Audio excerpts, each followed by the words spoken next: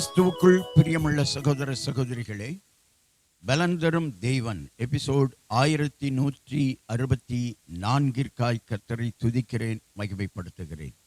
இந்த நாளிலும் சங்கீதம் 119:76 நாம் வாசிப்போமானால், நீர் உமது அடியேனுக்கு கொடுத்த உமது வாக்கின்படி உமது கிருபை என்னை தேற்றுவதாக. வேத புத்தகத்திலே அநேக வாக்குத்தத்தங்கள் இருக்கின்றன. ஒவ்வொருவருக்கும் ஒவ்வொரு விதமான வாக்குத்தத்தங்கள் கொடுக்கப்படுகிறது.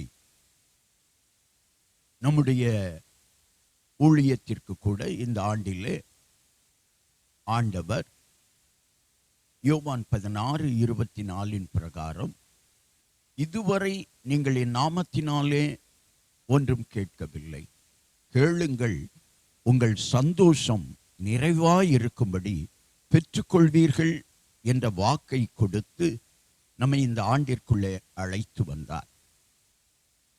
வாக்குத்தத்தங்கள் அநேகம் இருக்கிறது.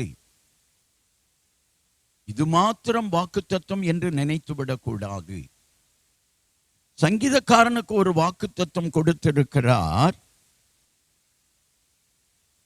கிருபை தருவேன் என்று சொல்லி. கிருபையினால் உன்னை தேற்றுவேன், கிருபை தந்து உன்னை ஆசீர்வதிப்பேன். அதை சொல்லி ஜெபிக்கிறான், உம்முடைய கிருபை என்னை தேற்றுவதாக.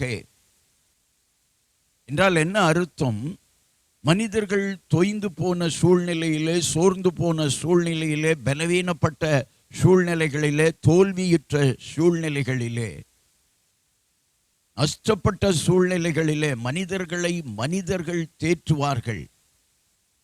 ஆனால் அந்த தேற்றுதல் ஆறுதலாய் அமையாது. உலகபூர்வமாய் சில மணிகள், சில நிமிடங்கள் ஆறுதலாய் அமையும்.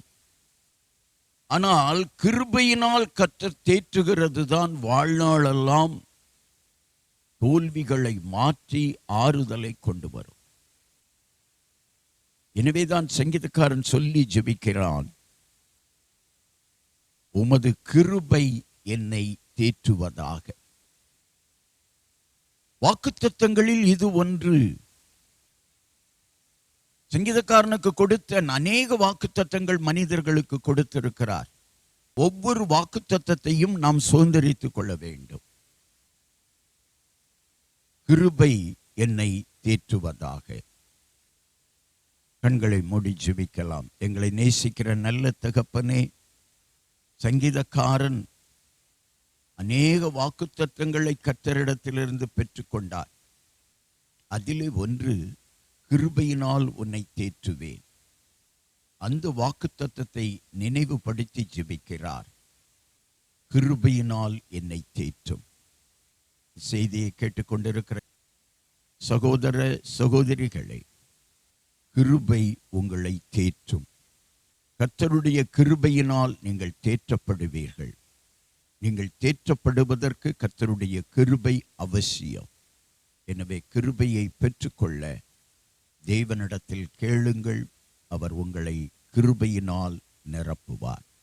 இயேசு கிறிஸ்துவின் மகிமையுள்ள நாமத்தில் ஜெபிக்கிறேன் பிதாவே, ஆமென்.